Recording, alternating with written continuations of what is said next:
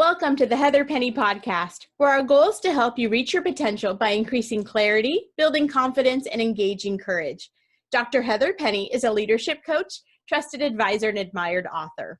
I'm Christina Morales, a writer and marketer, and Heather is my dear friend and my coach.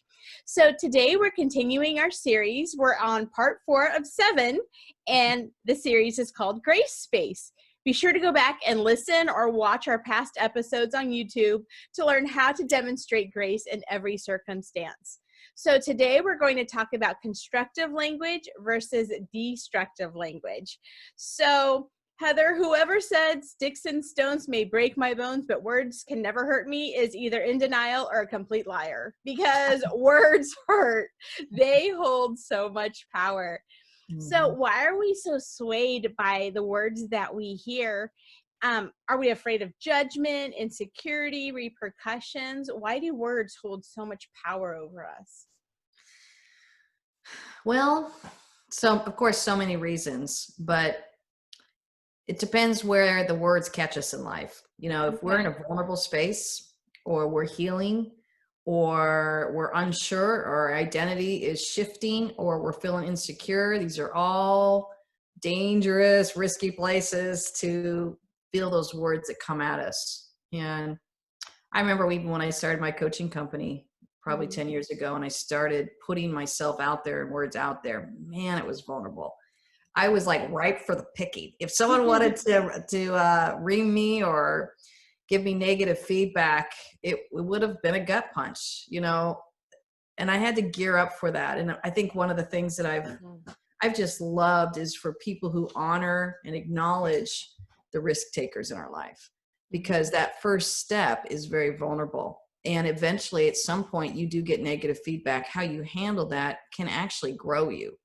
You just have to be prepared for, what is it that I am about in this life? How am I purposefully stepping out to that? And how am I going to be prepared if someone doesn't like what I'm offering? Mm-hmm. That's exactly it. Like, that's the problem I have. I can hear a compliment. I'm like, yeah, whatever. That's great. But like, I could have 10 compliments, let's say, on a jacket. And one person goes, why are you wearing that? Well, I will never wear it again, because that one negative comment is going to consume me. So why do we hang on to those negative words and relive things over and over and not let them go? How can we let destructive talk not consume us? Well, first off, I have to say you look great today. Thank you, darling. I was thinking that, so I might as well say it out loud. Thank you for the constructive language. Yes, you're welcome. I think what you have to recognize is when you're in a vulnerable space. When I was in a vulnerable space, I told a couple of key people in my life that said, hey, I'm scared and I'm nervous and I'm stepping out. Will you be there for me? Mm-hmm. And I had so many beautiful people that said, we're behind you. We believe in you. And even when you make a mistake, not if, we will stand by you. We will love you as a person and as a friend. I don't know. That just goes a long way when you're trying to take risks. Mm-hmm. And it helps ground you so that you can step out and be what you're supposed to be, and recognize that when you put yourself out there, you do make yourself a target. Mm-hmm. And I think that that's one of the biggest mistakes we make, is we don't have that grounding of anywhere from, you know, just a handful of people. You don't need a lot, you know, maybe 3 to 6 that are just standing with you and saying, we will stand with you in this, and we believe in you doing this. That's all you need. You don't need a lot, but then that grounds you to step out and do it and be prepared for, and it's not even a lot of harsh criticism. It could just be opinions people have, or you should be doing this. Man, I got a lot of you should be doing when I started stepping out.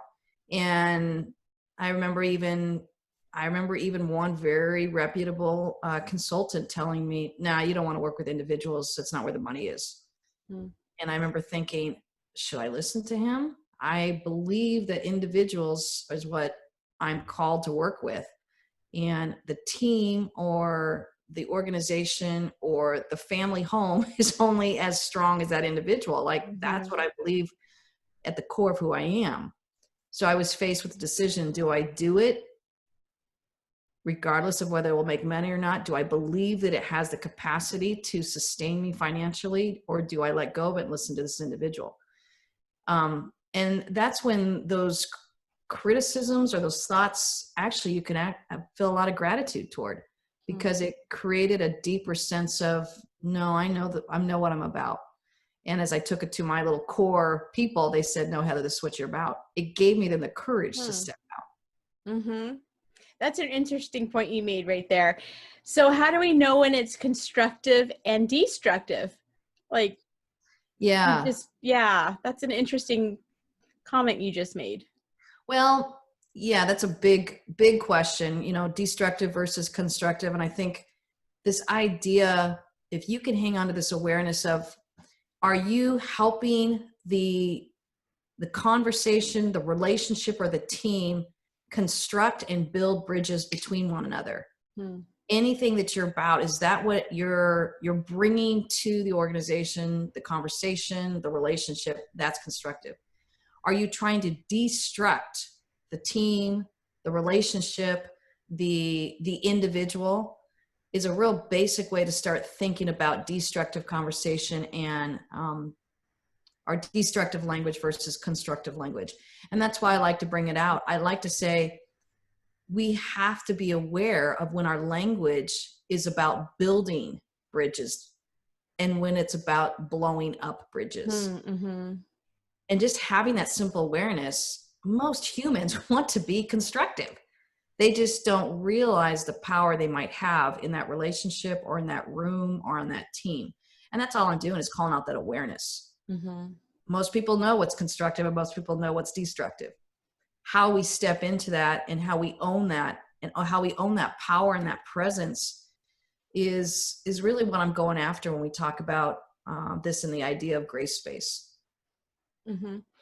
And that's exactly it. We talked about in our last episode how grace is building the other person up. So are they building you up, and then shame is putting them down? So are they criticizing you to put you down and say, oh, it'll never work? Or are they saying, hey, how about you try this instead, and this will accelerate your business? So I don't want to say the motive, but kind of what's their idea behind saying what they say? Do you think that's correct? Yeah, that's right on. And someone can give healthy criticism for the purpose of solution orientation, or you can give criticism for the purpose of really destroying the team. So that's what I'm calling people out, is to have that integrity, to know why you're bringing up the criticism. Is it to build the team? Is it to build the relationship? Is it to call out the potential in people? Or is it simply kind of to throw a grenade and see what happens? Mm-hmm. And that's really the difference between a destructive language and a constructive constructive language, and how we own that power is a whole new awareness. And as I work with leaders doing that, it's really inspiring for me to watch how they commit to being a constructive force. Once an individual recognizes they have that power, they instinctively know more than they realize. I just get to simply ask the question, well, is that something that you're saying? Is that building up the relationship and the team, or do you think it's tearing it down? Once I gently put that question out there, and if most of the people I work with are very honest with themselves, with me, and they have high character, high integrity, it's a power question. And it's been powerful to hear them say, wow, that was destructive and I don't want that. I said, great, then let's talk about what it can be to be constructive. So the first thing to do is just really ask the question of yourself and those that you're working with or living with. Is this constructive or destructive? And I ask that of my kids. Wait a minute, I want to be part of a constructive language here. Is this a part of how we're going to build our relationship together? Or do you want to tear down this relationship and have destructive language? Nobody wants to tear it down. Nobody wants to live in a broken relationship. They just don't realize the power they have to be constructive. So, and I'll give you an example. It just happened last night with my son and I. He's a strong individual, very strong and independent. I have no idea where he gets it, Christina. Good for him. Yeah, good for him is right. But we can really butt heads, but we've learned how to do it quickly because we both value a constructive relationship. And so one of the things I said to him last night, and he's 16 and very strong-willed, and I'm blah, blah, blah, blah age and very strong-willed. 24. Yeah, 28. And I just kind of stepped in the conversation. I had to stop it. And I said, wait a minute. We're going at each other. Why? I want to be heard and he wants to be heard. Mm-hmm. So the way I moved the conversation to be more constructive was to say, I'm going to tell you what I'm hearing you say. And can you tell me what you're hearing me say? And it was powerful. I repeated everything back he said to me, and he goes, yep, that's it. I said, okay, now tell me what you're hearing. And all he said was that I'm not doing enough and that I could do better. That was not at all what I was saying. Interesting. Yeah. But somehow it come out that way. So it allowed me to hear, he was hearing destructive language, and it was not my heart or my intent. And I had to kind of back up and say, well, yeah, that's not at all what I meant. Can I tell you what my intent is? And now can you hear it through a new filter? And he said, yes, I can, Mom. So you can see that the destructive language was starting to battle for the wills. The constructive language was to stop it and say, listen, I don't know what's going on here, but I want to hear you. And then I want to hear what you hear me saying, because something's getting lost in translation. And this makes me think too of, I have some manipulative people in my life. I know nobody does, right? Nobody does, right? Nobody does. So what do you do when you say, this is destructive language? I feel like you're putting me down. And they say, oh, no, I'm just trying to help you. And they have a manipulative tendency. How do you address those type of people to have a healthy conversation? Or can you have a healthy conversation? Yeah, you want to say it and kind of hold your ground.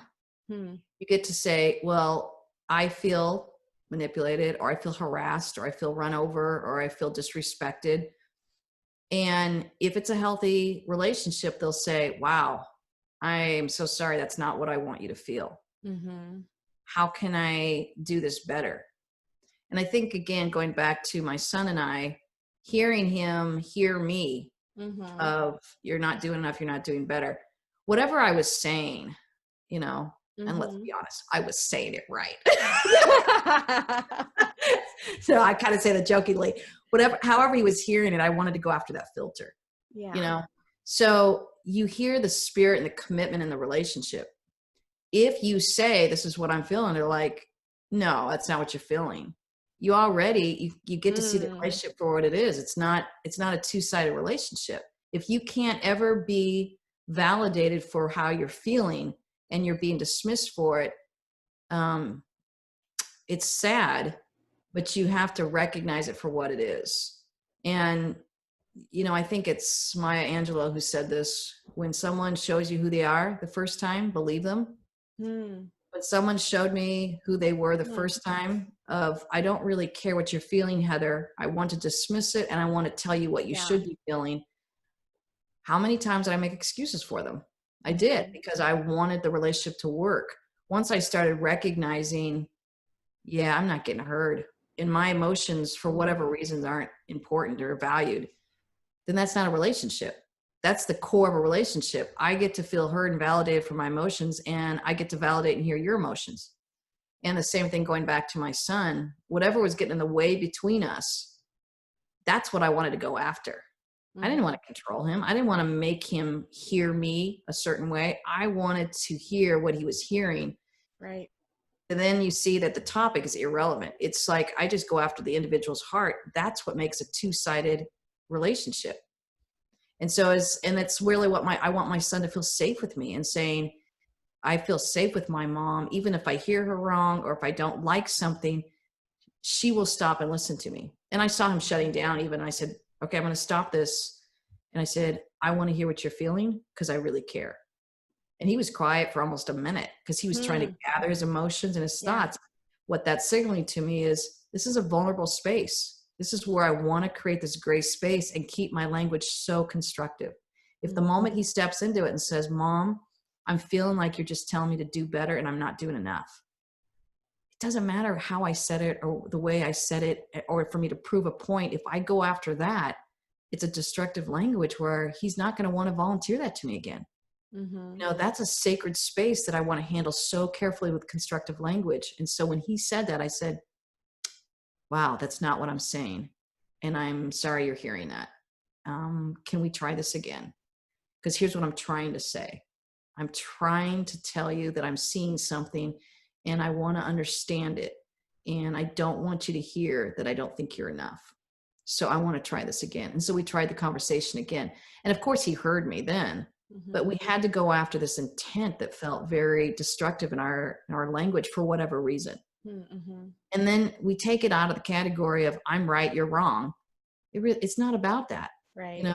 It's about how are you feeling and how do I validate that feeling and how do I course correct if you're not feeling good? That's all it's about. So if you're sitting there expressing, going back to your example, Christina, you're sitting there expressing, hey, this is what I'm feeling. And someone's like, no, that's not what you're feeling. Or this is what I meant by it. And you're getting completely dismissed. Yeah. And so then that doesn't feel good. And then I would say, and if you keep showing up for that, what does that do to your self-esteem, right?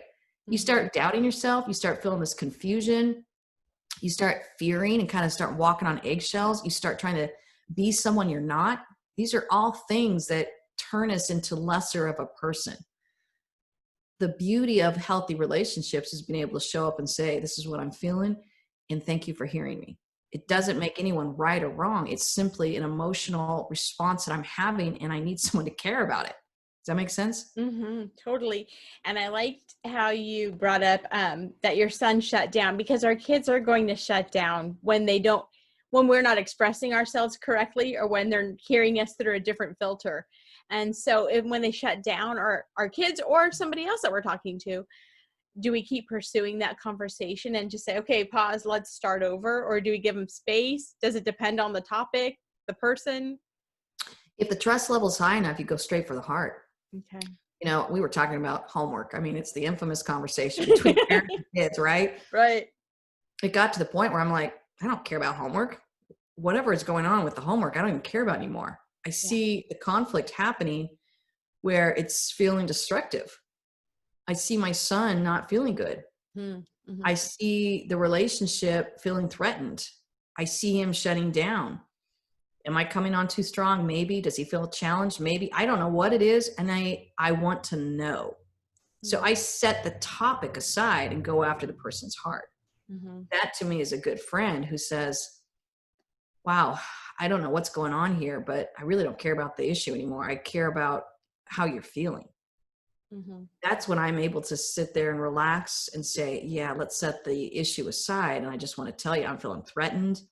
I'm feeling unheard. I'm feeling disrespected. I'm feeling controlled. Anyone who can honor how I'm feeling with that, then I'm able to feel safe and build that trust with them. Mm-hmm. I can't honor it.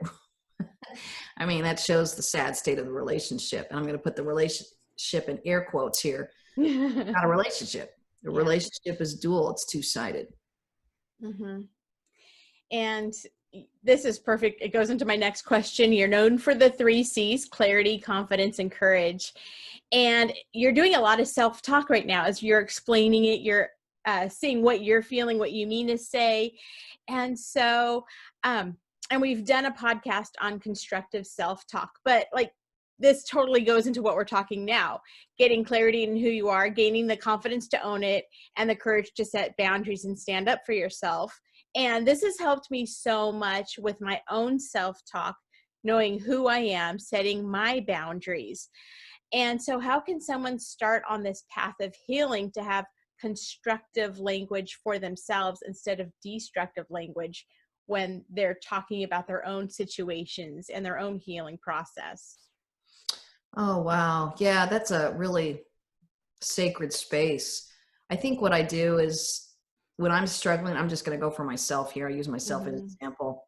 When I'm struggling with that, the biggest mistake I've made is I've gone to the wrong people. Mm-hmm. So I feel emotionally vulnerable and I'll go to people who either want to manipulate or control me. That's when it's gone sideways bad. Mm-hmm. So learning how to go to safe people that say, oh, I love you and I care and you're going to do fabulous. My husband's one of those people, and he's modeled that for me over 27 years now, just believing in me, supporting in me, and when I have fallen flat on my face and I have done an epic public fail, and I have many examples of that. Podcast on epic fails and rising up again. But you can feel the shame just coming in. You can feel the embarrassment, the humiliation, and to be able to turn to someone that says, "You're still awesome. I love you. I don't love you for what you do. I love you for who you are." That is such a powerful starting point that can help you hold that conversation inside yourself that says, "That's right. We all make mistakes. So I get to be stronger from it. I get to learn from this. The failure does not get to define me." These are all, then you move into your own belief system that allows you to hang on to the true beliefs and not let the false beliefs flow over you. Whenever we are feeling a place of vulnerability, and it's usually after some kind of fail, whether it's a relationship fail or whether it's work or business or whatever it is, that's when the false beliefs can just come rushing in. So the biggest thing you want to do is start recognizing that you're in a vulnerable space. The false beliefs get to be rejected, and you get to name them, like you're a terrible human being, or you'll never be able to do this again, or you don't deserve friends, or you're not enough, or I could keep going because I've heard them all. And a lot of us have felt them when we have failed. Turning to someone who loves us and cares for us, not saying in a way, "Hey, just feed me all these true beliefs because I can't hang on to myself." That turns us into more codependent relationships. Doing more interdependent relationships that say, "Wow, I'm really struggling, and this is the true belief I'm trying to hang on to. I get to learn from this mistake, but boy, I'm humiliated." Having people that know how to hold that space with you and stand with you in it, but still let you grapple with it as you're trying to kind of spiral up, is a really beautiful and powerful place to be, and a powerful place to go. Well, and it seems like grace space starts with ourselves. We need to show ourselves grace, because my kid has problem turning in her homework, and I could say, "I'm a horrible parent. Why?" But instead, like you did, you can say, "Why aren't you turning in your homework?" And okay, that's a symptom. Let's get to the bottom, the real issue. That's just a symptom of what's going on. So showing ourselves grace, and then bringing that into the relationship too, instead of being needy, getting healthy. Yeah, it's so well said.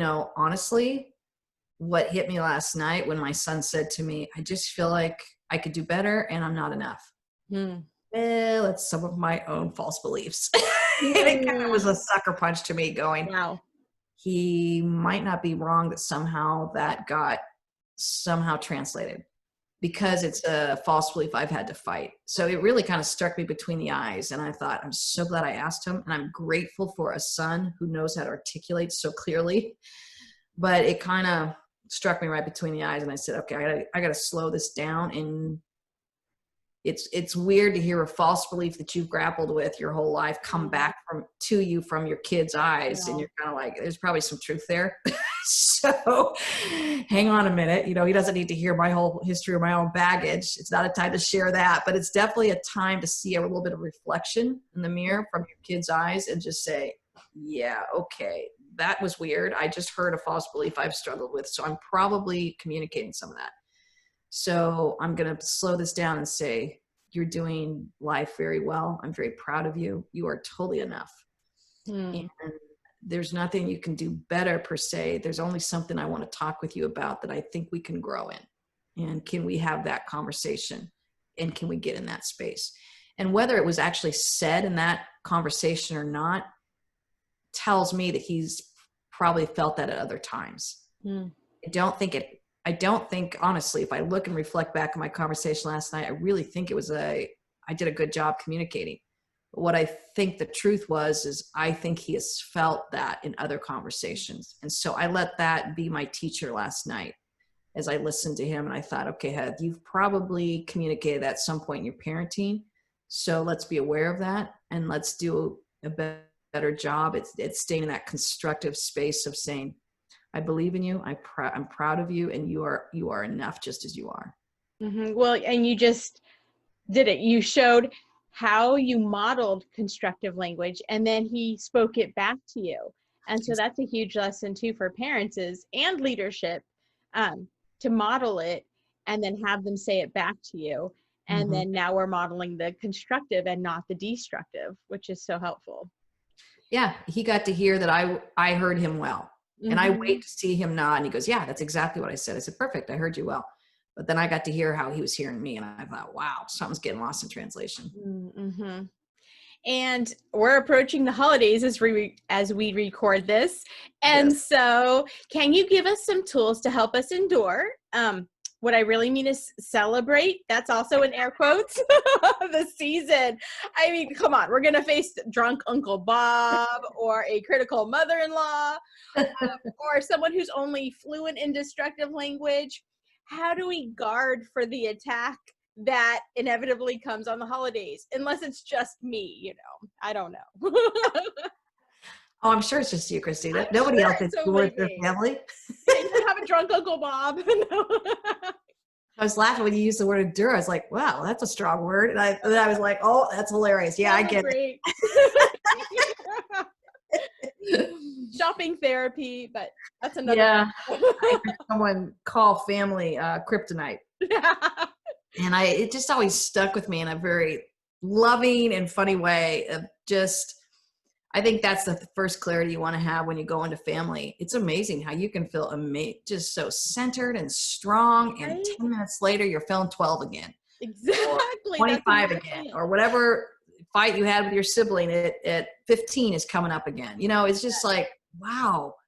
And family is that kryptonite of power to just digress you in a matter of minutes. And I think if we can recognize that, it helps us honor the challenge of that at times and lets us ourselves off the hook that says they're the hardest relationships to handle when you're vulnerable or when you're trying to deal with moving forward in life and they have this ability to keep pulling you back. So I think the more you have that awareness when you step into it, you create a bit of buffers around you, you create boundaries around you, everything from time limits. You recognize when the time is no longer constructive and it starts being destructive. The language starts getting destructive. The constructive language around the whatever Thanksgiving table is no longer enjoyable. You kind of start seeing the signs and you have your exit strategy. If you're spending the night there, you're there for several days, you still can have exit strategies. You can go on a walk. I always tell people the first thing, if you start seeing it, is just go to the bathroom. Say, oh, gotta go to the bathroom, and then regroup there. Just like regroup of, I don't like this. How do I get out of it? Start having some exit strategies to keep some boundaries around you. And recognize, even like for me, one thing I recognize is, just don't go anywhere without your own car. When I realized that I got stuck a couple places without transportation, I couldn't just get up and leave when I needed to leave. And then you're forced to endure things. Right. And I think one of the things is recognizing, how do you fill yourself up before you step into those family times? You want to have really meaningful, whether it's, if you're an introvert, having a lot of alone time to kind of fill your gas tank up, so to speak, to go in there. But you don't want to go in there empty. I want to tell anyone that if there's family gatherings that you are having to endure more than you're celebrating or enjoying, then you're going to have stronger boundaries, more exit strategies, more buffering plans. My husband and I have strategies all over the place to help us feel loving. It's not just a protective posture. It's how do we have these strategies to stay constructive? We just have to work a little harder with family. And I think once I just say that out loud to people and just let them see the reality of what they're dealing with, it makes them not feel the shame of, I can deal with everybody else but my family. I go, yeah, that's normal. That's just normal. Like, let yourself off the hook, and you get to love them, but you're going to have a little stronger strategies. You're going to have to go in filled up, and then you're going to have to recognize what your limits are. And it could be different based on whatever seasons are in life. I remember when we had 2 toddlers. Yeah, I just remember even the pressure of having to go to everybody's house. My husband and I said, we can't do this. Yeah. Just when we get over to their house, they're hungry, or they need a nap, or I'm about to go crazy and I'm not enjoying my holiday at all. So that was just one boundary. We're either going to pull back on our traveling, or we're going to ask you to come to us. And then that's the If they season of come to life. you, then you can't leave.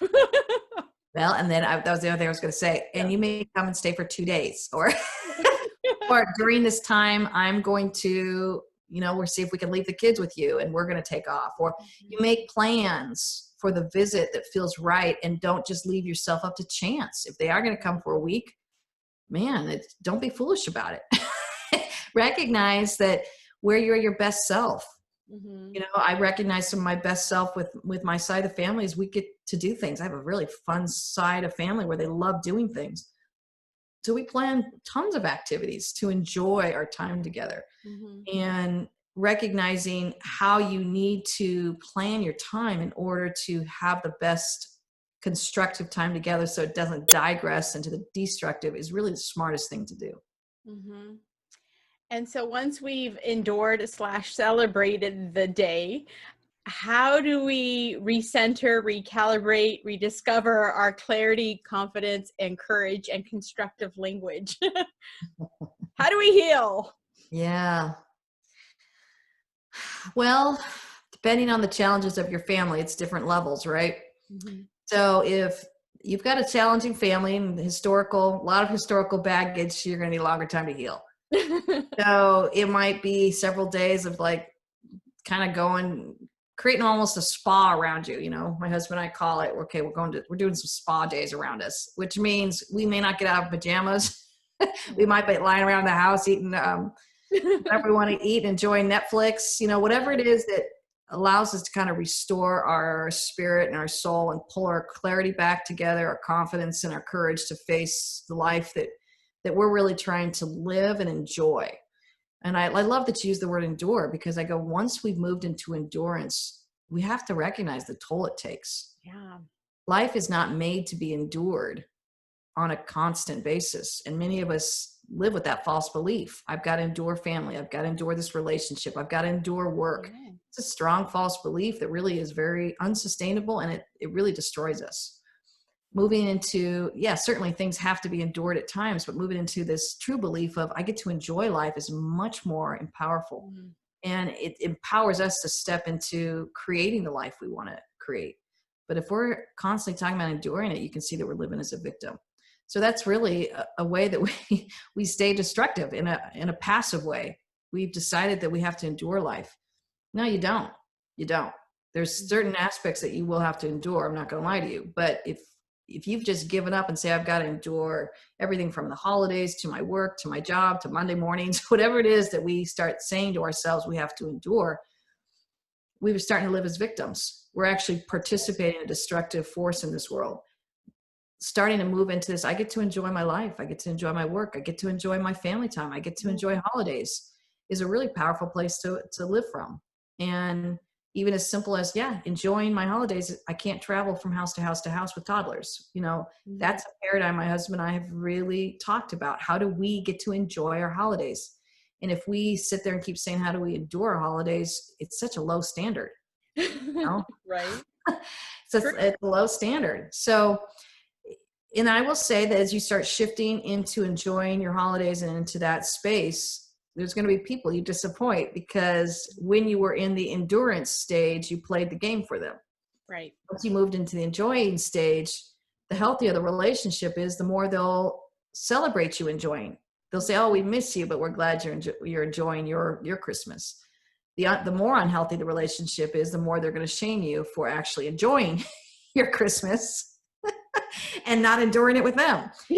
So that's the sad state. Again, you have to kind of recognize the relationships you're in. Are they celebrating when you're trying to move toward more enjoyment, even if they miss you? Or are they really shaming you because you're not giving them what they want, even if it means at the cost of you enduring it? And it goes back to our earlier point of, your emotions count. How you step into that is really important. And if you're not getting hurt on it, it's not a fair relationship. That was so good. Thank you, Heather. That was so good. Happy holidays. Oh man, we will not make Christmas cards that say crappy holidays. We hope you endure it. Well, that's all the time. On that note, that's all the time we have for today. Join us next time when we address the next topic in Grace Space, connection versus protection, which is, oh, I'm so excited for this one because I have a ton of questions. So please subscribe to the Heather Penny podcast. And for questions, comments, and resources, please visit heatherpenny.com. Remember, to live your best life, you have to live intentionally and enjoy it, not endure it. Have a great day, and we can't wait for you to join us next week. Thanks, Heather. You're welcome. Enjoy.